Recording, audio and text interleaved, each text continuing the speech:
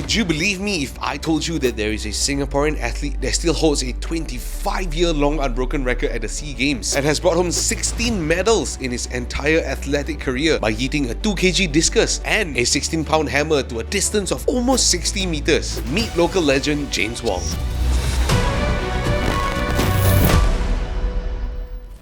When choosing a sport to pursue, most people will go for something like swimming or running. But for James Wong, he chose disc throw as his specialty, eventually earning him the nickname Discus King. Between his active years of 1993 to 2011, James managed a remarkable 16 SEA Games medals, which includes 10 gold, 4 silver and 2 bronze. And among his 10 gold medals, 9 are from his signature discus throw event and 1 from the hammer throw event, where to this day, James still holds the SEA Games record for discus throw at 59.5 meters, which was recorded at the 1999 Brunei Games. However, after failing to defend his title at the 2013 Myanmar SEA Games, James announced his retirement after a career of 2 decades, despite the allure of representing Singapore on home soil in the upcoming SEA Games. His decision to retire stemmed from understanding that it might get harder for his body to keep up with the rigorous training to be in peak condition. Following his illustrious career, James went into coaching. He took several local track and field athletes under his wing, including Hannah Lee, who went on to win a bronze medal for discus throw at the 2015 SEA Games. However, James would face his toughest battle yet, as in early 2023, he was diagnosed with stage 2 bile duct cancer. But thankfully, after going through a grueling 11-hour Whipple procedure to remove the tumour, followed by 8 cycles of chemotherapy, he is now a cancer survivor. Despite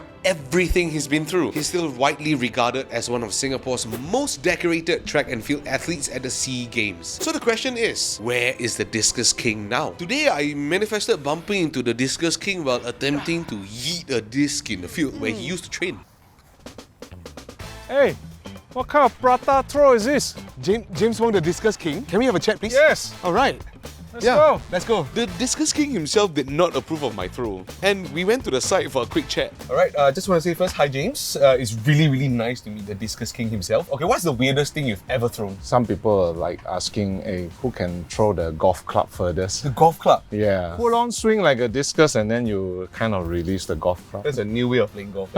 Alright, so firstly, I'm just a bit curious. How do you discover your talent for the discus throw? Sports day, right? You see a big fat guy say, hey, do you want to throw the shot put? So I was recruited to do the throws for my house colour. So that's how I realised it's quite fun.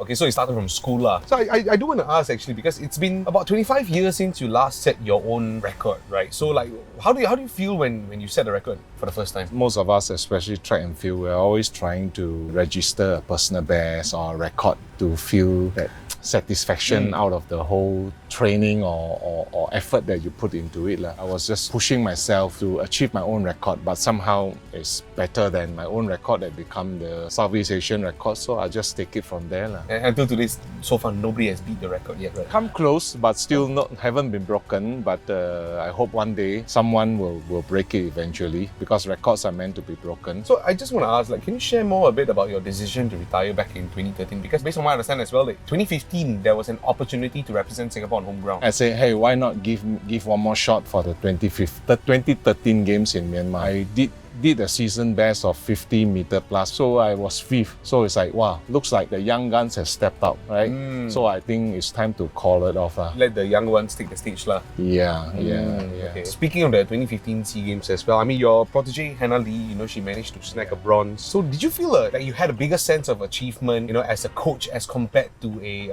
athlete? Anybody that helped them train and they got a medal, certainly we are very proud of them. So I think it was a big achievement for both of Hannah and also for us. Definitely. Yeah. Was there anything that stood out for you as a coach? I always say, hey, if you want to train with me, right, you have to train every day. If you are not committed, then don't ask me to commit to coach you. How much do you think a person's talent can take them as compared to, really working hard, putting in the work and training for it? I put in the effort to train, to come down daily, to learn. So that's what my commitment for training. You put in the effort, you will show that you're talented. Your result will come eventually. So effort will always win talent lah. Yes, I would say so, yes. So we understand as well that, you were diagnosed with stage 2 bile duct cancer. So how did you pull through that challenging period of time? It was one of my most difficult time in my life actually. So when I was first diagnosed with my cancer situation way back in early 2023.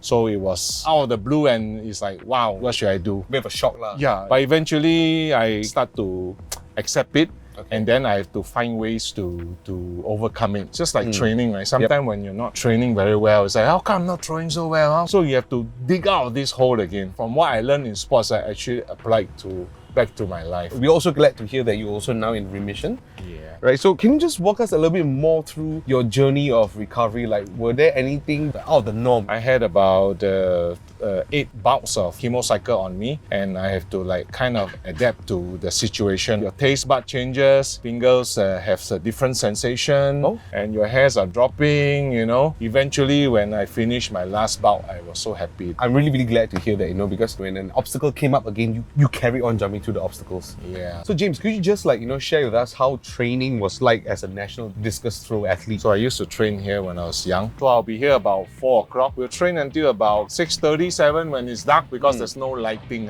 When I got better, and then when I start to train full time, so it can range from 7 or 8 times a week to 11 times a week. So basically morning I train, afternoon I train, morning I train, afternoon I train. People say, hey, aren't you bored about throwing every day? I need to feel how I throw, and I need to tell my muscle how to react to the angle I want. Right? What was the mindset like right before a big competition like the SEA Games? It's not really right before. It's like way before, because when you're not throwing well, it's here. You have to overcome the situation to learn how to control your mind and then let your body do the work. You can actually control yourself, how to dig yourself out of the hole. So then actually your mental will be more stable. The question right now I want to ask, what are you doing these days and what's next for the Discus King? Actually now I'm in remission, right? But still there's a lot of uncertainty. But I want to take a break. It's a reset button for me. Just relax, chill, enjoy life, and spread the word of cancer to people to create the awareness. That's why I'm writing a book about my sporting journey and then also my cancer journey. So it kind of collides in a way how I use my sporting experience to overcome this cancer thing. That's great to hear. So I believe you're already still involved with sports, but there's definitely no chance of you competing professionally again, right? No.